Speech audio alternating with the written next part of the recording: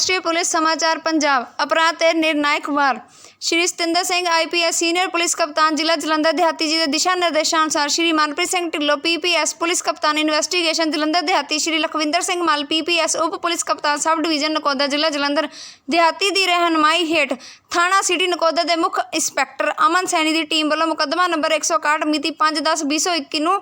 Act धारा 21B/6185 NDPS act थाना city Nakodar के मुकदमे में 2 दोषियों को काबू किया। प्रैस नूं जानकारी दिंदे हुए श्री लखविंदर सिंह मल PPS उप पुलिस कप्तान सब डिवीजन नकोदर ने दस्सिया कि INSP SHO अमन सैनी के मुख्य अफसर थाना सिटी नकोदर की टीम वालों मिति 5/10/2021 नूं